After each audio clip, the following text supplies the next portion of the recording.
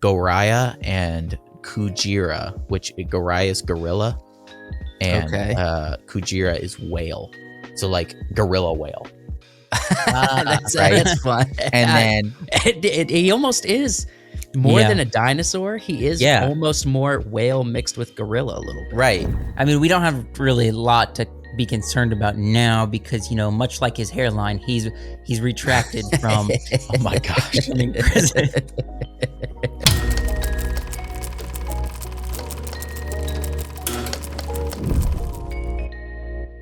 Welcome back to the Wacky Wonderful Wiseworks podcast, all you guys, gals, geeks, and goofballs. Episode 373, I believe. How are you guys? How are you guys feeling this fine day?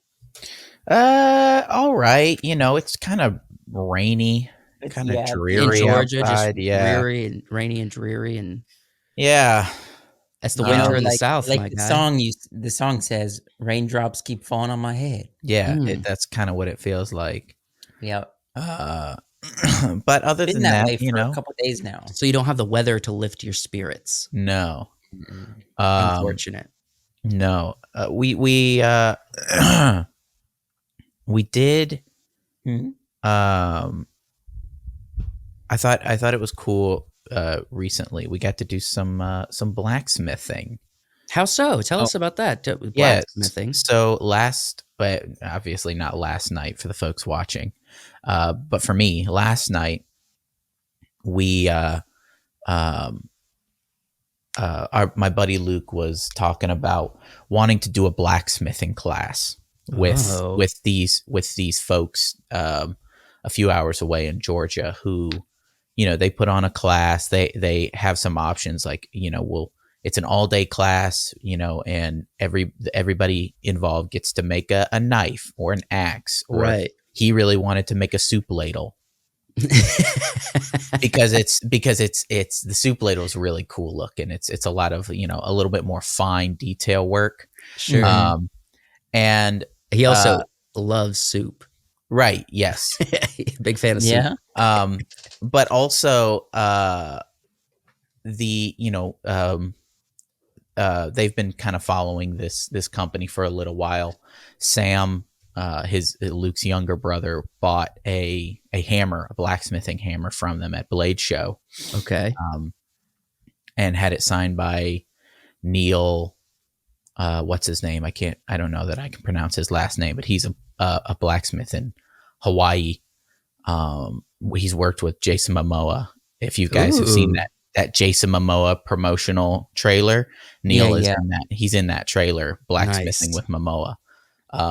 And so that was really cool. And Jessica, who works there, who's also one forged in fire, happens to be a falconer. Okay. So John Mark knows her. And Luke was talking falconry and blacksmithing. Luke was talking about going out there and doing a class, and he was asking us if we wanted to participate. And John Mark was like, well, I happen to have her number. So I can call her and we can talk about setting up something and how many people and everything. Who has her number? John Mark. John Mark has her number from falconry. Yeah. But she's a very popular Forged in Fire winner. Yeah. So he's just rolling with the big names. But she's done some falconry stuff. And so he called her. We've kind of got some stuff set up, but then Luke was like, well, I've got my forge at the shop running. So if you guys want to come over, John Mark has a bunch of railroad spikes. Okay. And he wanted to take those and make them into game spikes. It's for falconers for when their bird takes down prey. Right. It's a quick, humane way to make sure that the animal is dead, so that they can either collect the game or, process it for the birds. Right. That way the game's not suffering. Right. So we went out there. Birds will make it suffer. Oh yeah, they don't care. The birds, the animals don't care. Right. So we went out there. it was cool. We played around a little bit, and then we stuck the railroad spikes in the forge. And the cool part was that there was enough for everybody to work on one. Luke made one, John Mark made one, I made one, Sam made one, Ethan made one, and they all turned out really cool. I mean, we weren't doing much. We were just extending the metal down and tapering it.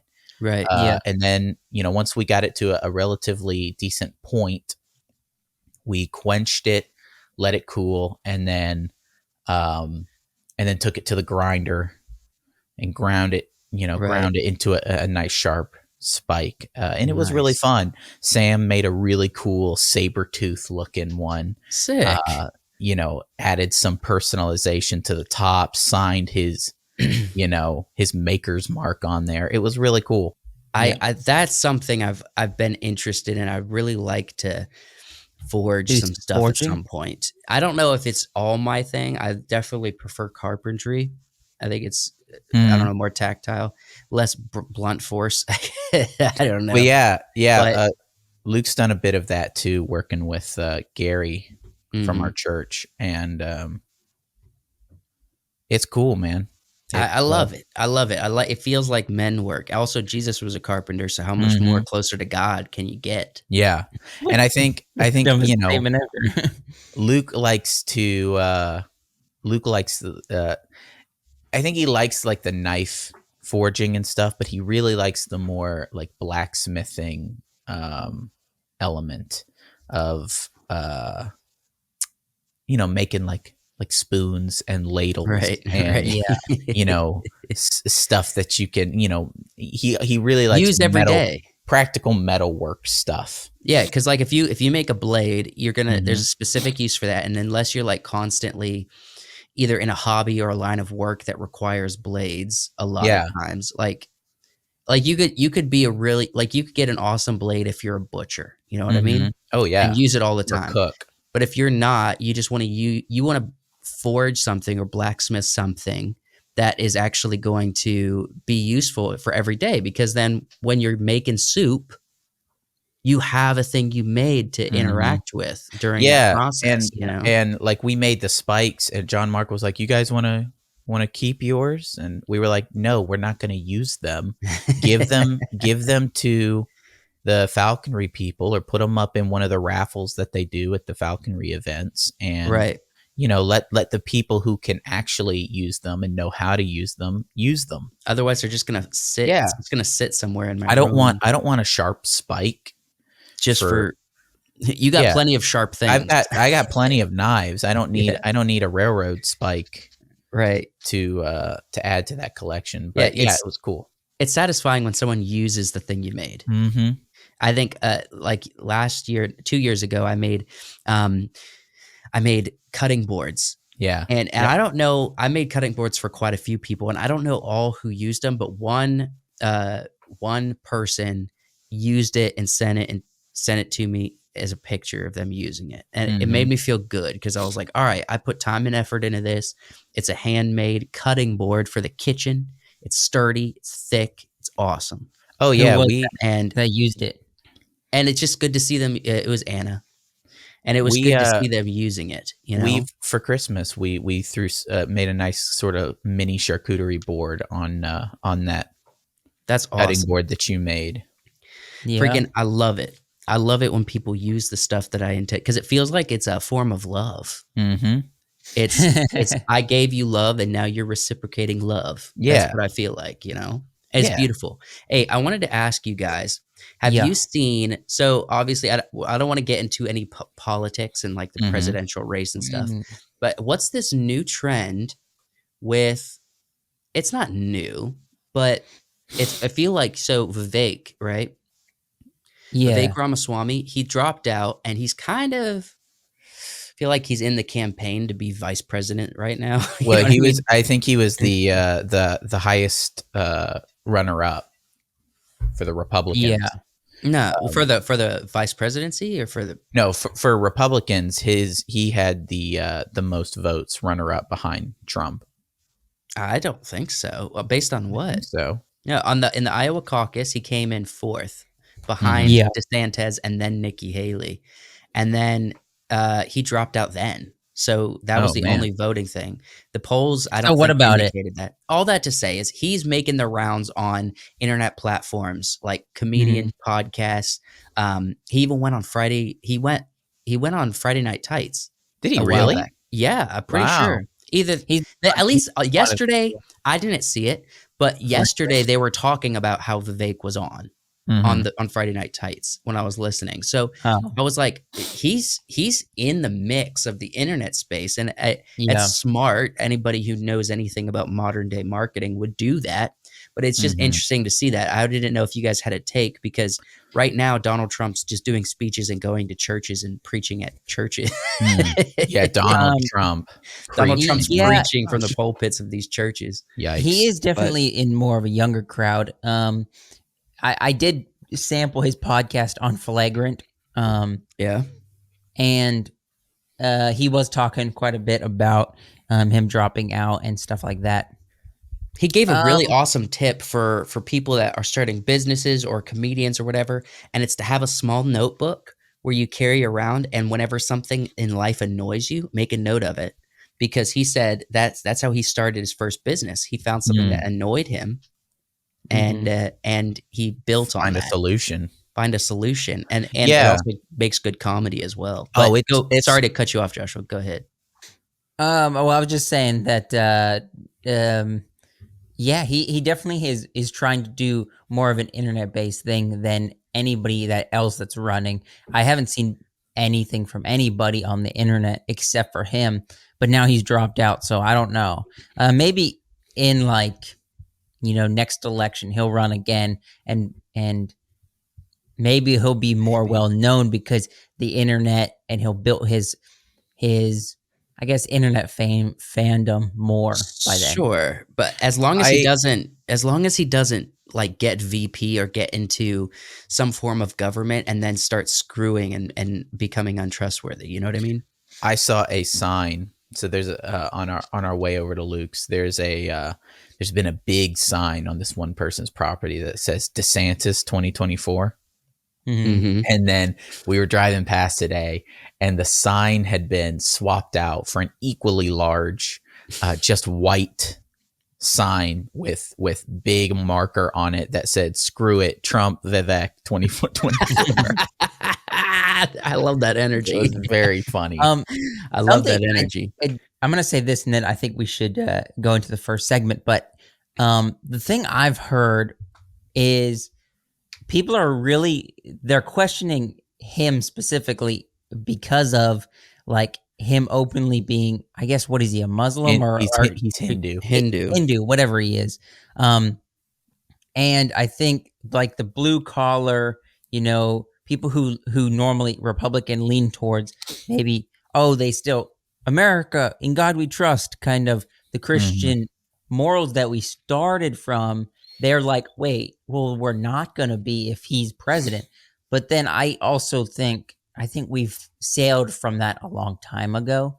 But it is kind of the question of that is true. You do have to kind of have that in the back of your head. Yeah, I've heard a little bit of worry about if he were to get into presidency or vice presidency, about his policies regarding India, because India is right now the government is majority Hindu, and unfortunately there's a lot of radical Hinduism going on over there. Lots of what does radical Hindu look like? Hinduism. It's a super conservative Hindu belief system. Lots of other religions are being persecuted. Christians, Muslims, lots of others are being.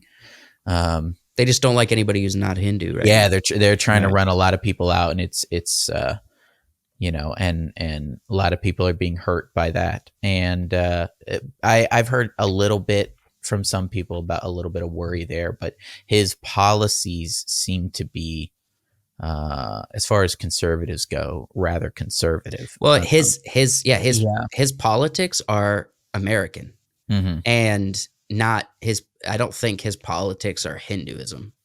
Right. That's his personal faith. I think he holds and respects the personal faith of Americans the way that you should as a president. Yeah, and if that's the case, that would be a positive. I think I don't have any problem with him. It's not any different than if you elect anybody else. Like, how many politicians right now are actually religious Christians? Right, and how many are like, debaucherous, more, immoral people. Well, exactly. I mean, we don't have really a lot to be concerned about now because much like his hairline, he's retracted from. Oh my gosh, becoming president.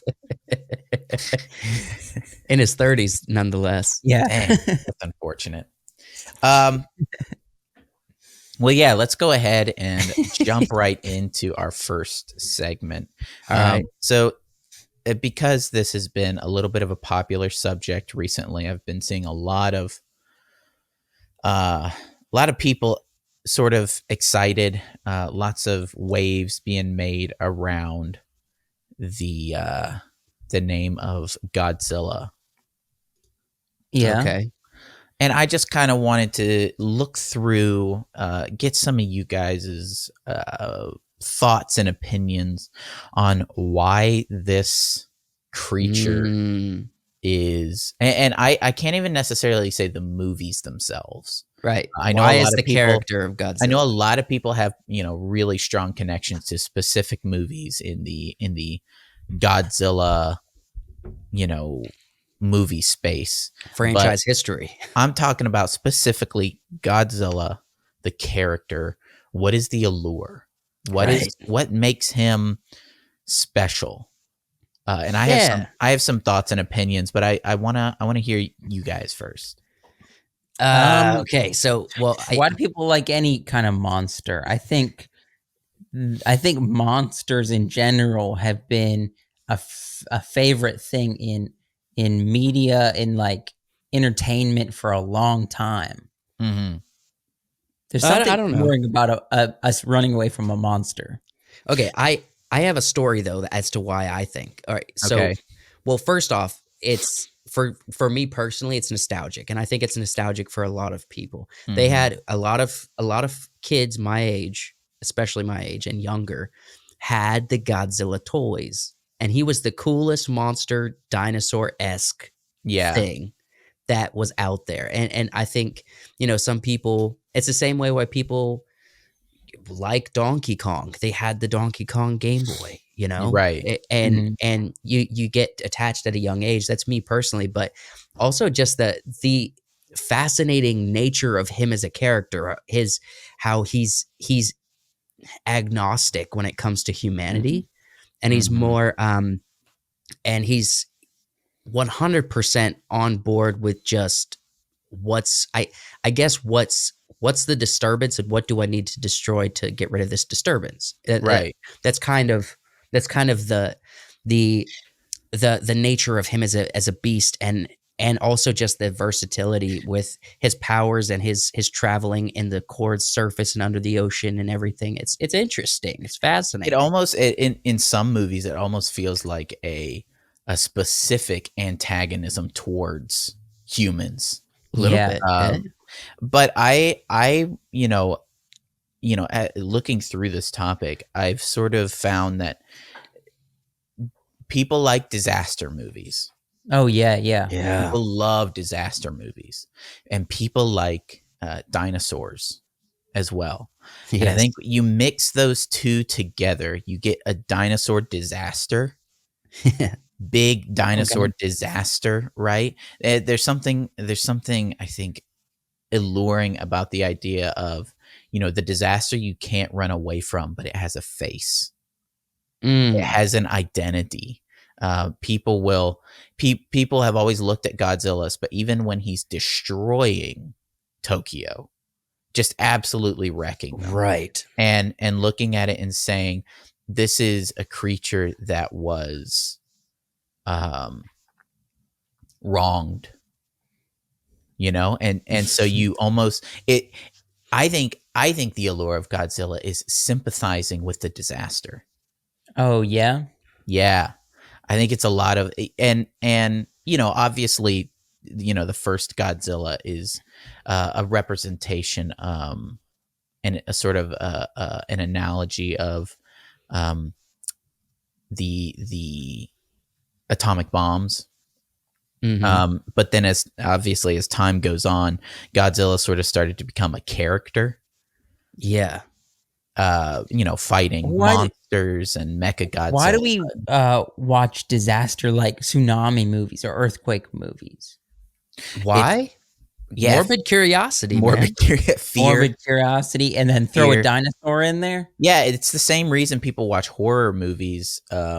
It's that fear of the unknown, and I think Godzilla is a good mix of fear of a creature and fear of disaster. Yeah, and also I think with disaster, it's humans love a comeback story. Mm-hmm. And if you have a couple characters who can survive a disaster that's unsurvivable, and solves the problem. It solves some form of problem, whether it's just survival, whether it's just getting out of a city, whether it's avoiding the tsunami or whatever it is, and the movie 2012, if it's no one survives, I don't believe, but if it's literally just like, how do we make it until there's nowhere left to go? You know what I mean? That's a journey that people want to be on.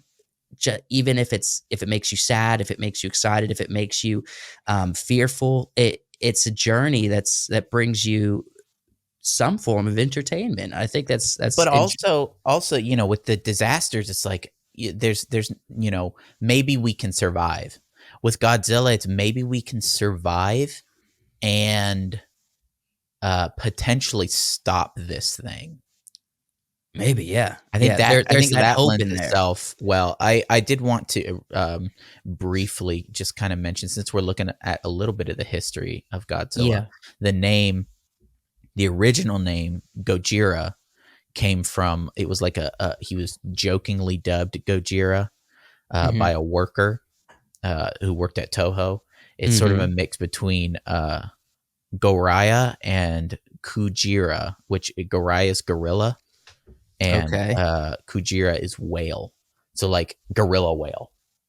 That's fun. And then he almost is more than a dinosaur. He is almost more whale mixed with gorilla a little bit. Right. And so he and then that sounded like Godzilla to English audiences. Okay. Which just, naturally made sense. So, after Godzilla became a character, he sort of started fighting other monsters, sometimes protecting Tokyo, sometimes destroying Tokyo. And he's changed throughout the years. I think that's also a big, it's like zombie movies or vampire movies. The reason people keep watching is because the characters change. What's the new meta? The new thing, right? Yeah. What's the new thing that's going to happen with this character? What's the next picture after this? Yeah. Oh, yeah. This is the one that I had an action figure of. So the 90s version. Yeah, like 97, 98, Matthew Broderick Godzilla. Yeah. Very Americanized, but it sort of took it back to natural disaster kind of Godzilla and dinosaur. They leaned into dinosaur. Yeah, it's a creature that's sort of been mutated and it's just trying to live. Not necessarily with a personal vendetta until like the end, obviously. And also almost universally disliked by Godzilla fans. I still like this Godzilla. It's a fresh take. Sure. Well, it was the first, I think it was probably the first Godzilla movie I watched, and it, that sense of enormity and destruction and fear, and wonder as well for this kind of giant lizard was there.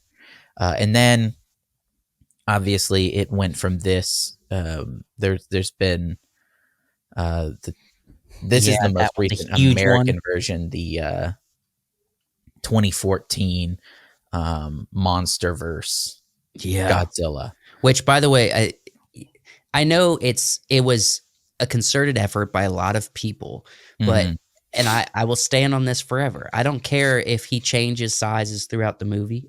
I don't care if people have a problem with it. The first Godzilla, directed by Gareth Edwards, is the best. It is.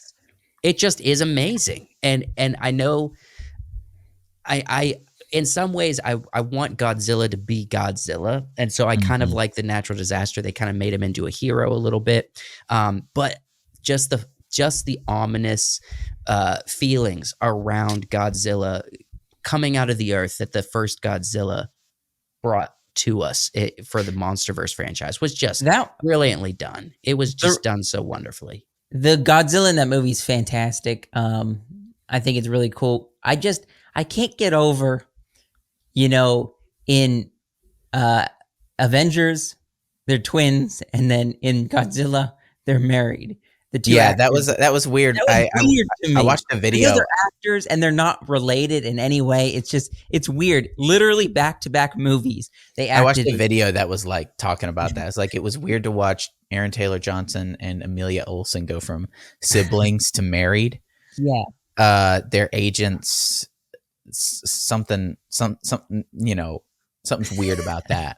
No, it's fine. It's fine. It's absolutely possible that it could have just been that they had good chemistry on the Avengers set, and so it's like, well, it makes sense. Let's work again. Yeah, I have no problem with it. He has a different haircut, the biggest accent and hair the biggest color. problem with the 2014 movie was people thought it was going to be, what's his name, Bryan Cranston was going to be the main character. That's how they marketed the movie, was Bryan Cranston and Godzilla's a natural disaster again. Yes. But it really became Godzilla's a hero. Godzilla's a hero, and we're watching Aaron Taylor Johnson, who's less interesting than Bryan Cranston's character. Hold on. Don't bash Aaron Taylor Johnson. He did a good job. He was just kind of boring military guy. After Cranston's performance in the beginning of the movie where he is obsessed with these happenings, man, I really wanted to watch him throughout.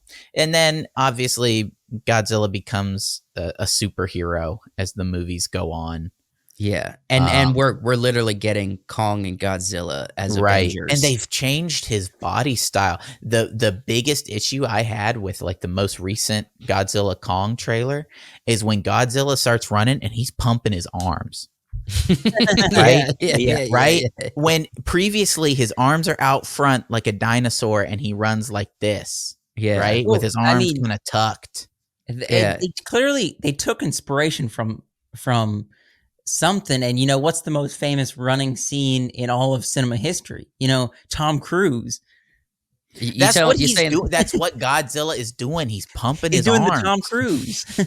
Also, annoying. You lose the sense of monster enormity when you take these titans and give them an all-out run scene. Like in 2014 when he moved with enormity. Scary. And then all of a sudden, like in the newest trailer, it's like they're freaking, like you said, they're Tom Cruise running even at full speed. And if they all out ran how big they are, they would be causing earthquakes halfway across the world. Even in King of Monsters, he runs at King Ghidorah, but his arms are tucked, and it's a short sprint across the city, and it still has that weight, that heft to it. Right. And they're losing it with the more colorful, more child star led stories. Yeah, it's really getting nerfed. I hate it. It was interesting that in 2016 Japan took Godzilla back to natural disaster again, and I would say almost over the top.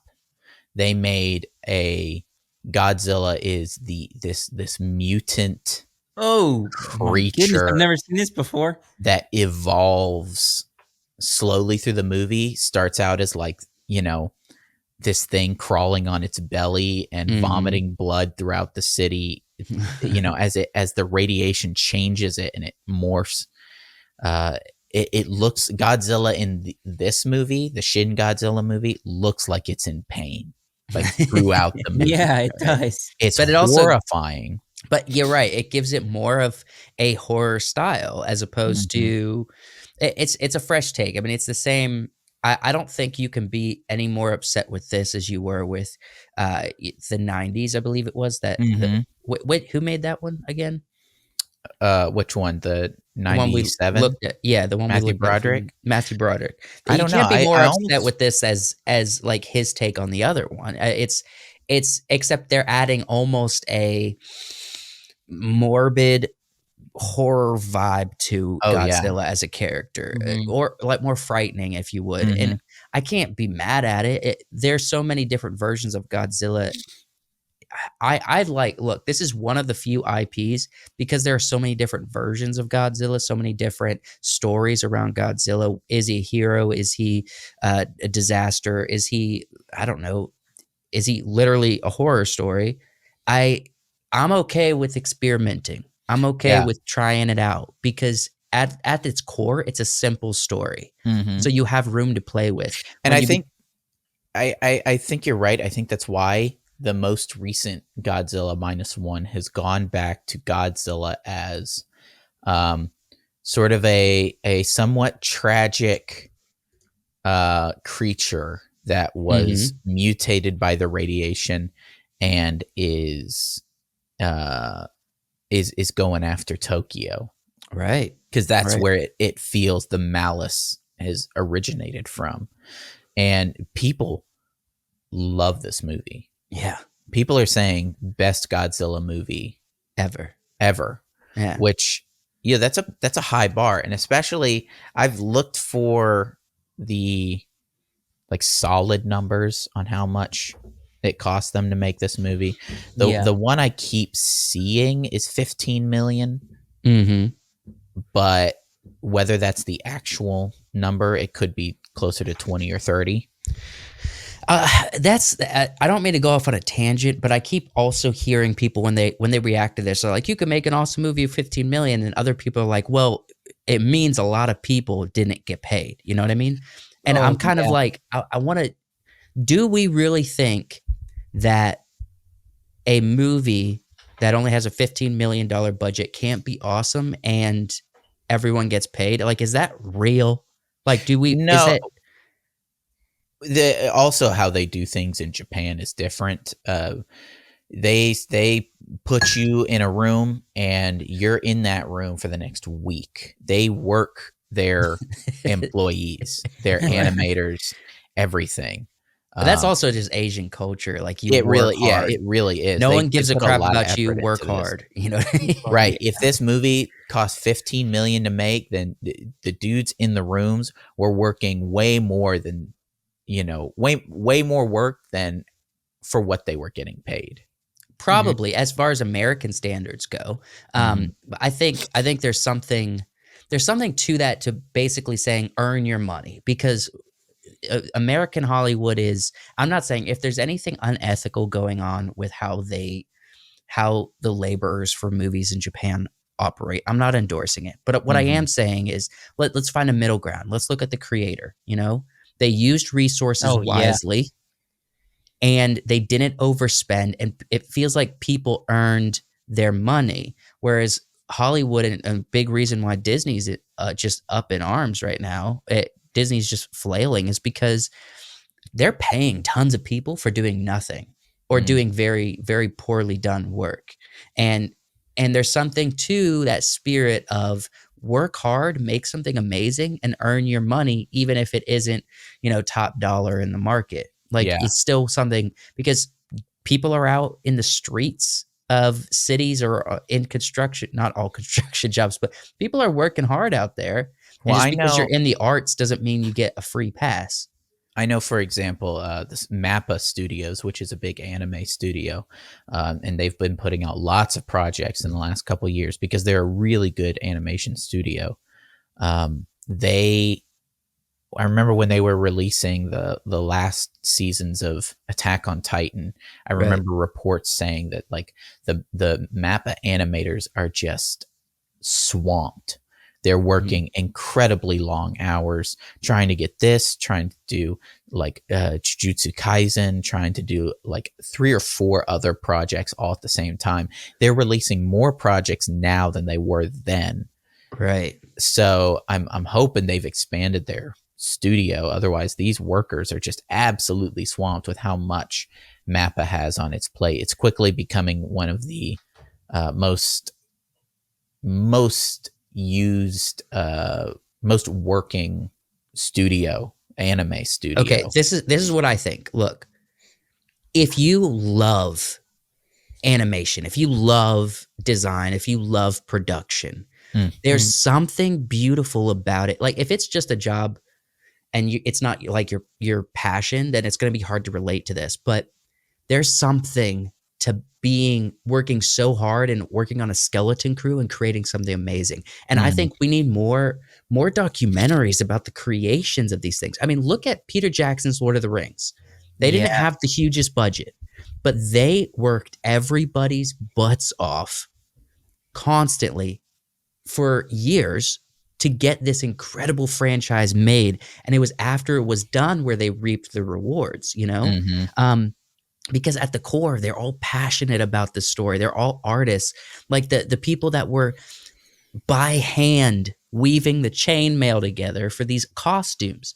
I mean, and they documented all of it so we can be there on the journey. And there's so much respect for the production of Lord of the Rings, because we saw all these people's faces. We saw the caterers who we talked about caterers for Titanic last week, but we saw the caterers for Lord of the Rings in the behind the scenes and the documentaries and stuff. And so we know these people on it in some extent. We see their faces. We know who is involved, and that's a beautiful thing because we know they worked hard because they love it and they wanted to bring the world something special, you know? Yeah. So before we, who did I interrupt? That was it. Okay. That was it. Before we move on to like the next stuff, I have one more question regarding Godzilla. Yes. Okay. The previous movies have been successful, right?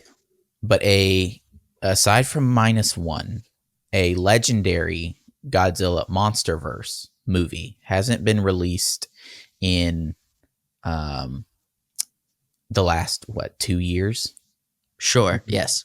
And we know that these kind of a lot of these big budget movies have been flopping. You guys think, even though the previous movies have done well, up to even Godzilla versus Kong, you guys think this new Godzilla Kong movie is going to succeed, or do you think it's going to fail? All right. Let's look at the Fast and Furious franchise. How many is there? 10 more? 10. They are still making them, and they're still making money off of them. So hold on. mean, I think they will, but it might not be as much as they want. It's not going to be $1 billion movie. Well, look. This is. I think there's a flaw in that system. I think there's a lot more love for cars and racing stuff than there is for monsters cinema. I don't know. The giant monster universe has it's carried on throughout decades. So this is my theory. It's going to be a financial success. It's probably not going to make quite as much as Versus did. No. The reviews of this film are going to be mid. The next one. It's people are going to be probably will be mid. Look, because it will be. That's what's going to happen. So we saw the first couple monsters, we loved them. Then we got Versus, and then there's a lot of people that are disappointed by that. There were some cool moments, but I feel like overall we're deterring from what's interesting. And a lot of people hated the choice to make Millie Bobby Brown the main character. One of the many main characters. Yeah, and there was a lot of problems we had with that, but a lot of people still went to the theaters and watched it.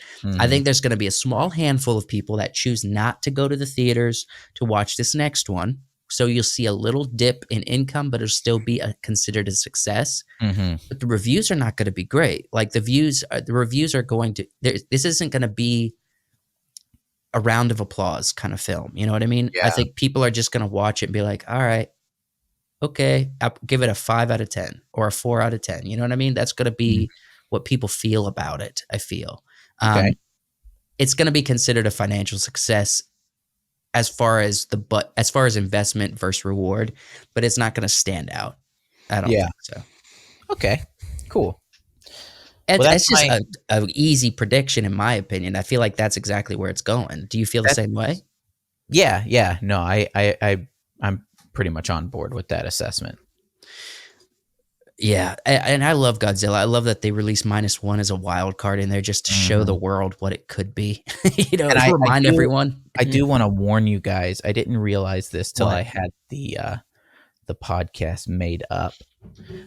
We're gonna be visiting Japan a little bit in each segment. Oh, you got Japan on the mind. I was like the second segment, I was like, okay, this sort of deviates a little bit, and then it wraps back around to Japan somehow. So all of this episode's Japan. This is the Japan episode. All right. Well, before we get to more Japan, thank you, Karina, for being a podcast Patreon supporter. She gets a free early episodes, not free. That's the opposite of Patreon. She gets early podcast episodes, and she gets an extra pre-show podcast every single week, as well as other patrons. But Karina, you are being highlighted this week, so thank you for supporting us over on Patreon. If you too want to support us, go to the link in the description or on the end card of this episode and enjoy it. Yeah. So I don't have a whole lot to say. I feel like I should say something just to give people a break from Japan, but maybe I'll say it between the next segment. So let's get back into Japan. Well, we don't. If you guys want to move on right along to the next segment, yeah, let's do it. Let's do it. Yeah. Let's just it doesn't have to be a super long segment. It was just something I saw that I thought was interesting, and I wanted to ask you guys your thoughts, less on, I think, even this actress or this story, and more of your thoughts on movie stars, people becoming movie stars, right? Yeah, okay. And, getting critical acclaim and then moving on to other projects, and whether or not the momentum of your acclaim is going to keep going through the next project. We've seen it happen. We've seen some actors in movies. Who are we talking about, by the way? Lily Gladstone from Killers of the Flower. Yeah, from Martin. Killers. We've seen actors get this critical acclaim and then move to other projects, and then you barely hear it from them again. Right. And I'm curious if she is going to maintain momentum, because she's been in a couple of things before this movie. And garnered some acclaim for her acting in those, and I'm wondering if she's just kind of going to be on a hot streak for a little while. I don't know about a hot streak. I mean, there's people like Daisy Ridley, where's she been since Star Wars? But also, everybody doesn't want to be in the limelight all the time, like these mega stars that do project after project and are constantly on the go and have stressful lives. People just want to, do a project here because they enjoy it, rest, do a project here, and then they don't have to be in the limelight all the time for us to not be like, where are they? What are they working on these days? But I think she'll be in the background here and there, but I don't think she's going to be in the limelight. I have a theory. I think she's too old. You think? I think she's too old to be someone who goes on a big old movie campaign. True. Yeah. Because who's on the campaigns currently? Sydney Yeah. Sweeney. Yep. Sydney Sweeney's on the young, attractive person campaign, just like Timothy Chalamet is, just like Tom Holland was, just like Austin Butler is. We're on the young, attractive people movie campaign. I think she's too old. I think she's going to be in a lot of great films. I think she's going to kind of know her limits on, like, clearly I'm suited for these dramatic roles, like Killers of the Flower Moon, and work more in the dramatic sort of realm of films and movies. I don't know exactly. That's the thing. Have I seen anything else except Killers that she's been in? I don't think I have. I'm positive that you haven't. And so I don't know her versatility. I really don't. And if she's very versatile, usually actors that go in that are in dramatic things also dabble in comedy a little bit, dabble in I would say some dabble in like the box office superhero genres or monster verses we talked about, but I don't see her going that way. I think she could dabble in some of like the dark comedies that are coming out, but maybe she's well suited obviously for drama.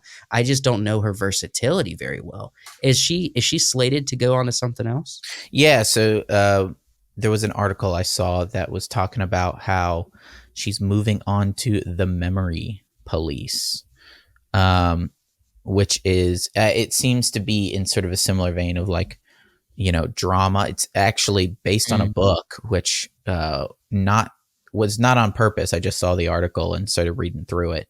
But this is the book adaptation season of podcast. Oh, yeah. Since the movie that she's going into is adapted from a book, that makes it that much better. It's I believe it like a sci-fi sort of thriller. Right. Yeah. People are, kept on an island, and let's see what it says. The novel is a parable taking place on an unnamed island off an unnamed coast where a majority of the island's residents are subject to collective amnesia. They endure a process of forgetting things, including objects, people, and daily rituals, with the amnesia enforced by an organization called the Memory Police. A novelist tries to hide her editor, who can still remember, from the Memory Police while he encourages her to write a book. The Memory Police? Mm-hmm. That's the corniest thing I've ever heard. But apparently the novel was enjoyed. I saw some people saying it has sort of a timeless quality to it, and it's I believe written by a Japanese writer. Okay, and, is she? You think she likes the book adaptations because Killers was a book adaptation? Yeah, maybe she feels like she can jump into a role of a character that has been written down and really kind of get into some of that character work and read about who she's playing. Maybe she just a big reader. She likes the stories. And, they're always better that way because writers are better storytellers. And then if you make a screenplay based off a book, then usually it turns out better because it's not, there's better story in there. Right. So this is interesting. So Reed Morano is going to direct this. And she is best known for her cinematography work. And she's got a couple directing credits, best known for directing. I know she directed the pilot episode for Handmaid's Tale. Right, but but most of her credits is as a cinematographer. And then her directing credits is Handmaid's Tale, the TV series and shorts. I don't know that it could still work though. I mean, a good director needs to be able to communicate with their DP to get the shot they need. So I'm fully on board with a cinematographer who knows how to tell stories, who have like a natural ability to tell Mhm. stories, can make an awesome director. The problem you run into is, are you that the skills that don't translate as well is, are you really good at communicating emotion? Because cinematographers can see and visualize emotion really well and capture it, but can you communicate what the actor needs to know? That's a skill that doesn't translate as well. So if she has that, that's great. I think as far as The Handmaid's Tale goes, the drama was really well done. I'm not a fan of the story, but I don't What think about she the wrote the visuals? story. I mean, The visuals are awesome. The Handmaid's Tale visuals what's her are name? incredible.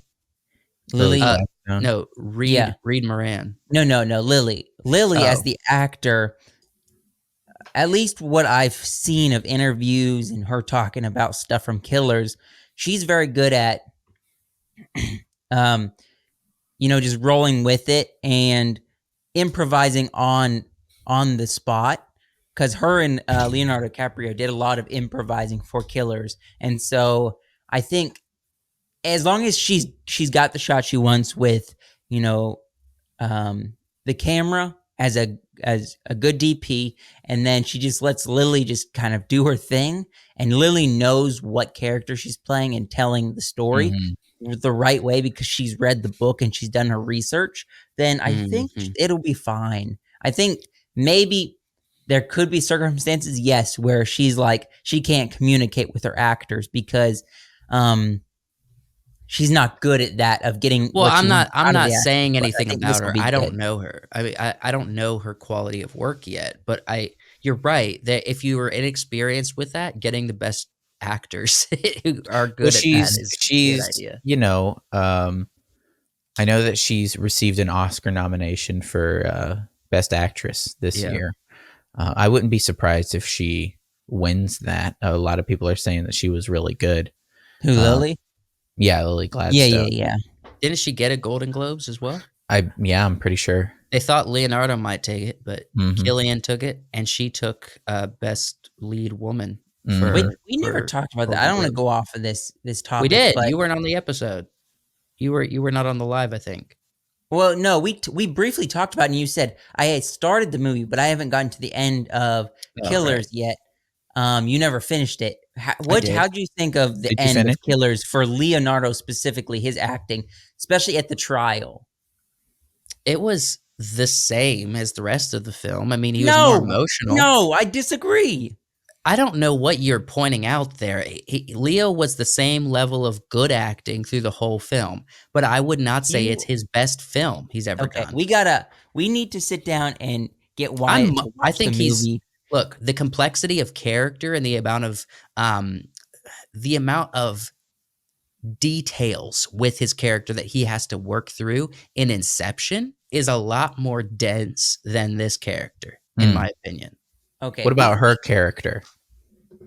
Her character, as far as like in Killers of the Flower Moon, I think she was great. She played a much more versatile character in Killers than Leonardo did.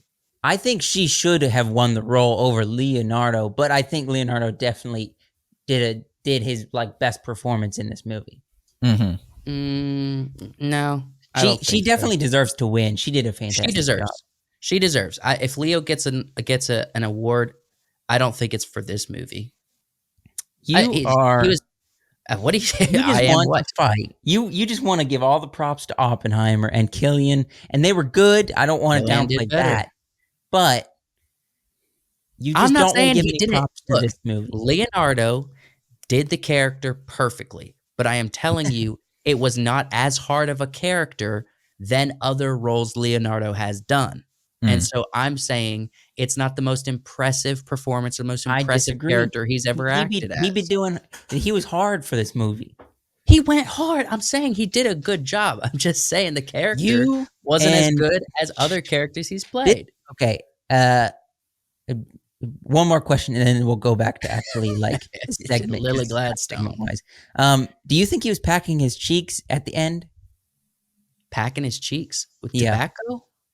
No, he was doing the Godfather thing, the Marlon Brando thing. Probably, but wasn't it supposed to be tobacco? He was doing tobacco the whole time. He was swallowing tobacco. Sure. No, like during the trial, he had the big cheeks. Yeah. Was he get in a fight? I can't remember. I think that's what it was, or something like that. He got into a fight, or his cheeks were swollen for some reason. But remember, closer to the end of the movie, his cheeks just kept getting bigger and bigger. I didn't pick up on what that significance might be. I just caught the whole film. He had something in his mouth, and I just assumed his character loves tobacco, and that's what I went with. I mean, he literally took a moment in a scene where he's talking to Robert De Niro to pause his line to go swallow his tobacco and then keep going. Did you catch that? I haven't seen the movie. Yeah, there's one. You gotta watch it. Maybe we'll sit down and watch it today. Look, there's one. It's a long movie, Wyatt, and I'm gonna be honest with you. It doesn't hold your attention as hard. No, don't listen to him. Just go into it blind. I've watched form your own opinion. Long movies before. I have a problem with the artistic expression that Martin Scorsese chose to end the story. I have a problem with it. Okay. I don't want to ruin it because Wyatt hasn't seen it, so he doesn't know what I'm talking about. Okay. Well, let's go back. He summarizes how the story ends. Like, because there's a lot more story that the audience needs, right? That he didn't include in the film. And so the film almost cuts off, and then in a heated moment, right? A really important climax of the film, and then it's summarized in this other way. And I feel like in some ways, look, I respect Martin Scorsese. I definitely don't enjoy all of his films, but I 100% respect him as a filmmaker. But I kind of felt like it was shoehorned in so he could have the last word a little bit. Him as a person. You know what I'm saying, Joshua? You know what I'm saying. You just don't agree with me. Yeah, but no, I'm perfectly fine with it. The movie was long and they had to close it out somehow. I liked it. This was my favorite movie of last year, and you can't argue about that. I enjoyed this over Oppenheimer. As much as Oppenheimer was good, I enjoyed this more than Oppenheimer, and I'm going to take that to my grave. Yeah. Whatever, man. Whatever. Well, it was funny as I was making these. I actually made this segment last, and I sort of got to the end, and I was like, "Oh, this is based on a Japanese book by a Japanese author," and I just previously written 2 Japanese-centered segments. I think I have another slide of the book cover. Let's see. That's more killer. So here we go. So the memory police. Yeah. I think I'm curious to see what this is. It's a little on the nose with they have amnesia and they're controlled by the memory police. Do you think that's a translation issue? Was this written in English? It could be a translation thing. They could have a more interesting name in Japanese. Yeah, that's true. It could translate to be a bit cheesy. I'm assuming it's not written in English, this book or this story. Yeah. But I'm interested to see. I need to know more about Reed Morano, and we have a lot of cinematography credits. I think she's a good cinematographer.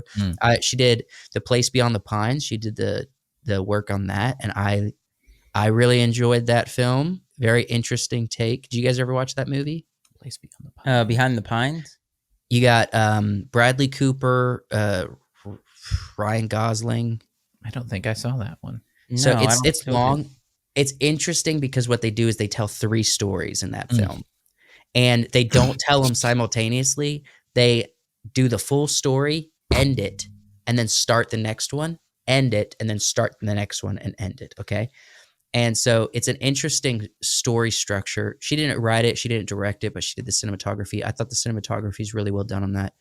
It is a long movie. I definitely have to watch this when it comes out. One, Lilly Gladstone's probably going to do good in it because it seems like a story that she would do well in. And then maybe, hopefully it's not cheesy as I initially get the impression. But also I'm curious to see what Reed Morano does as directing. I think it's really cool that cinematographer's directing. I just want to see what her chops are, I guess. Nice. That's all my thoughts. Yeah. We'll see. Yeah, that's about all I had on this topic. Okay. What's your last segment, Wyatt?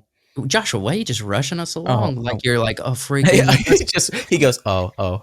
Well, yeah, I'm just still thinking. I'm thinking about Killers and how much you both are just.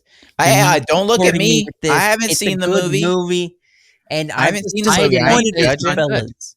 I'm I am not disappointed saying with it's you not good. fellas. Look, You guys are letting me down. You break Look. my heart. we're talking about movies. All right, Oppenheimer is a 10 out of 10 for me. Okay. Killers of the Flower Moon is like an 8. It's right there where I ranked. Look, we can agree Creator, to right? disagree. Everybody can have their own just- favorite You movies. guys are I breaking put my Top heart Gun here. Maverick at a 9. I enjoy Top Gun Maverick more than Killers. That's what this whole thing is about. Everybody's got differences of opinion. Everybody's got favorite movies. Some people's opinions are wrong. We've All right, established that. You don't appreciate the my Ready Player One pick. A You wrong never opinion. appreciate that. Because feel that's like- a wild opinion. You don't appreciate the Killers for what it is. I haven't seen the it. art form that Martin Scorsese could be one of his last films that he ever does because It's he's not. old. It's Okay, not, so you but think he's it gonna could die be one before of it comes one out? of the last. You just don't appreciate it, and you're disappointed me, fellas. You're just disappointed me. So I was actually curious. I thought that article was about her moving to another Scorsese film. That she was going to be in another Scorsese film. Right. You think? Oh yeah, that kind of does sound like Scorsese. You think he would work with her again? Oh yeah. I don't see why not, but he, like Josh was saying, he has a limited amount of films left in him. True. And we have confirmation he's doing 90 or 80 minute Jesus film, Mhm. which is not going to take very long. So he's probably going to have that out pretty quick. Yeah. And then he's going to do probably another big epic, but it's going to be a timepiece and it's going to be on the seas, the high seas, right? I'm interested in Well, that. she could I'm play. very She could play interested in some that. character in that. Like a pirate. That would be Yeah, cool. she could, I guess. I don't know. We'll see. Well, I don't know. Scorsese, you guys are asking arbitrary questions that I have no indication answer to. of an opinion to. You know what I mean? It's like, Well, do you think Martin Scorsese would work with her again? It's like, I don't freaking know. Let's go ahead and dive into the last segment. Okay. Shōgun. I watched the most recent trailer for this. As we all did. Mm-hmm. And it's got me even more excited. I went back and looked. I've been looking up some of the story overall, Right. and the reason we're highlighting this is because this is another adaptation of a novel. Yes. Yeah. And it's like a 6-part novel, or the novel has 6 different parts in it. Mhm. I believe according to where they are geographically as they move along, and it follows it. It follows the like the rise of a I guess a daimyo. I don't know exactly what a daimyo is, but I assume it's like a noble Mhm. named Toranaga. He rises up through the ranks and becomes the shogunate. He becomes the shogun, and a shogun is essentially like the highest general of the armies in Japan, and many believe to be more powerful than the emperor as far as like just his actual, Because he has military power, control yes. and respect. control of the entire military. And actually, if I move the predator here, oh, there he goes. I have You got the book. Shōgun. Yeah, I actually have the Shōgun book. I saw it at a Sick. thrift store a while ago. And So you've snagged read the it. book. No, I have not. Oh, It's a thickie. That's Yeah, disappointing. it is. I also have we have the audiobook, so I don't know which I want to do, if I want to read it or audiobook it. How long? Based on your current lifestyle, you probably will audiobook Probably. Is it like 30, 40-hour audiobook? Probably. Okay. Oh, for you, that's piece nothing. Yeah. of cake. But yeah, so it's about his rise to become shogun, and it's sort of through the eyes of the this European. And he's played by what is his name? I had the IMDb up a second ago. Pull it up. Yoshi. His name is Yoshi. I'm pulling it up. I got you. Like Tanasada or something. That's his first name is Yoshi. Why is he not at the top of the list? He is at the top of the list. Not on IMDb. I'm almost positive. Oh wait, yeah. It's just a younger picture of him. Hold on, this is so freaking stupid. Why am I helping you? Or out he's names? playing. Yeah, he's playing Yoshi Toranaga, and his the actor's name is Hiroyuki Sanada. Man, yeah, freaking! I would not be able to help you. I don't know why I'm like, I got you. And then I see his name, I'm like, I don't got you, bro. I don't got you. Very, very famous actor. Has been in a lot of stuff. Really cool to see him kind of playing this sort of main character of this book. It's kind of odd. He doesn't usually play these kind of characters. Usually he plays in more like, white films than, he's played in a lot of American films. He played in a lot of Japanese films, though. Yeah. But his rise to Shogun is through the eyes of John Blackthorne. Who's a European. Yeah, he's a European. He's I think shipwrecked. Yep. His crew is shipwrecked, and he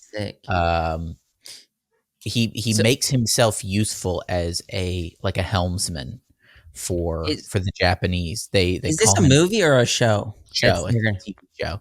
It was it was a mini series back in I want to say the 80s as well, which I watched a significant portion of that. I was young, so I wasn't able to follow it super well. Yeah, it was a movie. But he's they call him Pilot. Mm-hmm. Anjin or Pilot because they can't pronounce his name. And it's him following Toranaga through this rise of politics, through these epic, large scale Japanese battles, ship battles, land wars. Sweet. And also with another lady, Lady Marika. I think she's either like a secretary or a concubine or both. I just know that she's a servant of Toranaga, and she's got sort of sketchy family history. Right. And she helps him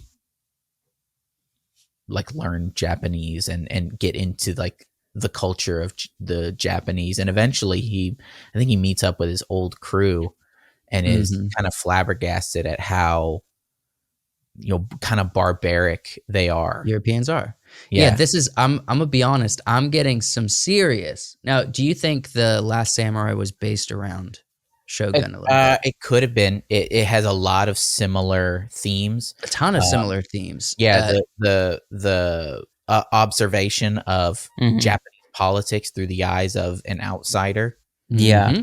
Learning their ways. And also the woman character, the relationship with Tom Cruise's Nathan's character in The Last Samurai.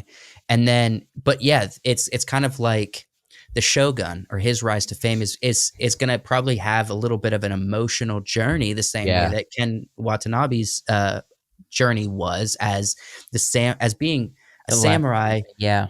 That is a dying breed. And then at the end of the film, you have Tom Cruise's character who European gets ingrained in the culture through literally taken as a hostage. Yeah. And then at the end has mutual respect and can see the problems with his own culture, and it's very similar vibes here. The other big story point in this is the contentions between the Jesuit priests who are already there and the Protestants. So Blackthorn is a Protestant, and Toranaga kind of notices that there's dissension in the ranks amongst the Europeans and the Christians.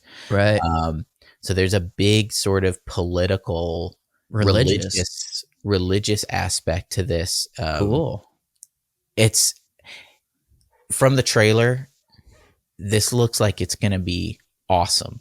Yeah. I love historic, epic, large scale battle type stuff on like the level of, Game of Thrones. Yeah. Also extremely artistic, even with so the violence I've noticed just from the trailer, the violence is very brutal. It's going to be extremely brutally violent film, or series, but it's also done in an artistic way, which I enjoy. If you're going to show violence, let's make it cinematic. Let's see some images that are beautiful and horrible at the same time. I think everything looked really, really good from this trailer.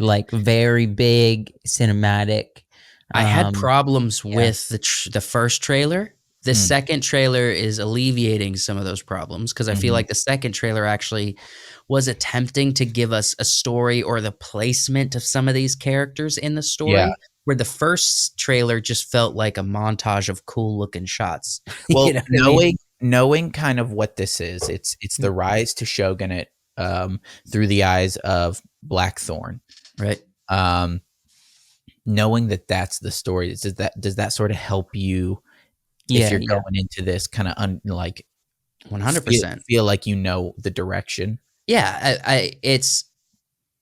it helps me in some capacity to understand the vibe is similar to The Last Samurai. It's very different at the same time, but it's a similar character to character dynamic. You know what I mean? And so that definitely helps because the second trailer gave us some story about kind of maybe who's the villain, kind of who maybe is the lead, kind of where characters are placed in the dynamics, but still there's not a whole lot of story given there. And I think in some way the marketing's relying on people to just be aware of what this story is. I think a lot of the marketing is relying on people to just be super interested in large scale Japanese politics and warfare. Oh yeah. That I would. They're definitely pushing that. They're definitely pushing that, and I think especially for a show that's going to be probably more Japanese than English, right?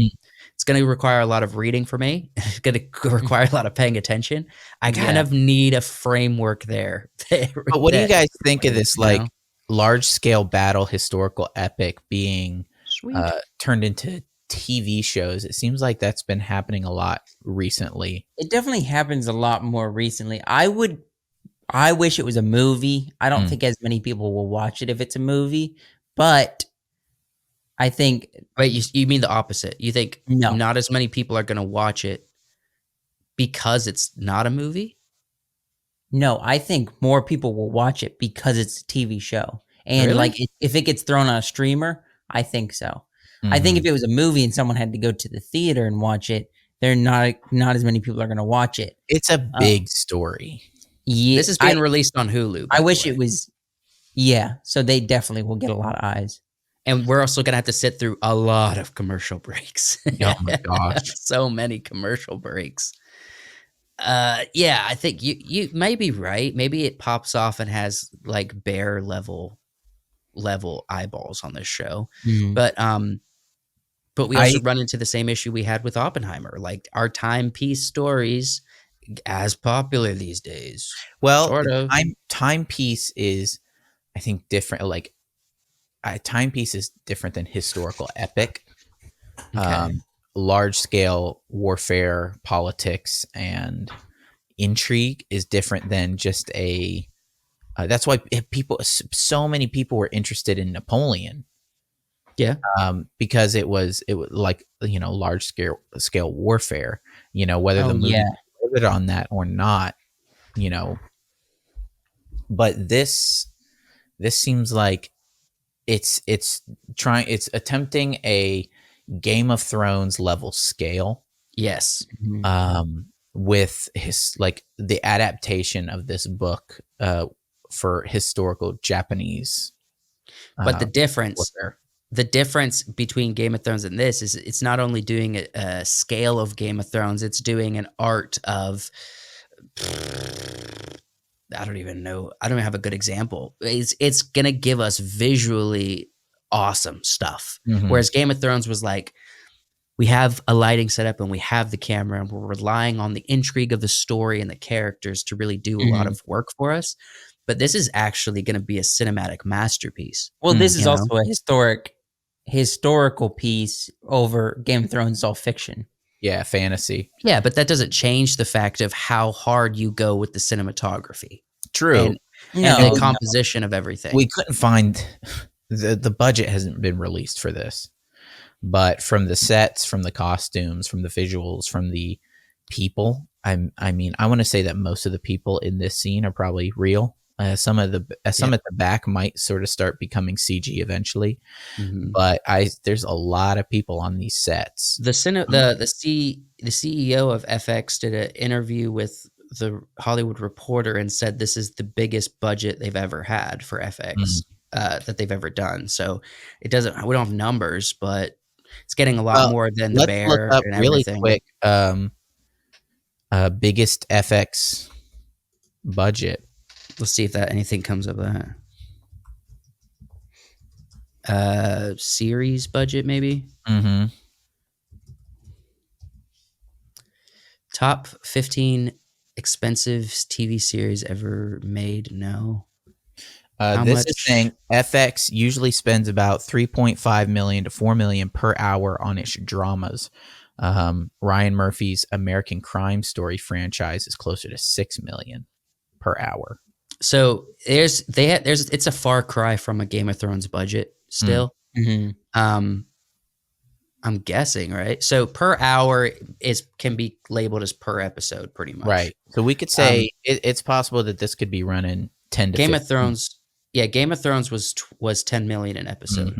And in the last couple seasons, they did a little bit more than that because they dropped the episode number. So and then contrasted with, something like The Chosen, which is doing about $1 million to $1.5 million an episode. Well, so, if this is the highest budget for a show, and that other one was $6 million. Maybe we could be flirting with $8 million an episode. We could be, fairly close-ish to Game of Thrones. We're probably not going to have as many dragons. Yeah, I don't think so. But what they lack in visual effects needs, they make up in cinematography art. Yeah, but 10 episodes, and I imagine these are going to be some long episodes. Yeah, at least an hour. This is a big show. It is. It's going to be a good watch. It's going to be a worthwhile watch, hopefully. I think so. When is this coming out? March 1st? On Hulu. This year? Yeah, I think so. Oh! I thought we were talking about this early. Like this is next year type. I could be wrong on that. Don't quote me on that. Well, I'm quoting for some reason. I feel like did it say February? Let me just February 27th. I'm sorry, I thought it was closer to March. February. But it's coming up. It's this year. Yeah, it's next month, dog. Yeah. So everybody be looking. And the live action Last Airbender is going to be dropping the 27th. Man, we got a lot to watch. We better. Dune is dropping in March. Yeah. March 1st. Lots of big stuff dropping.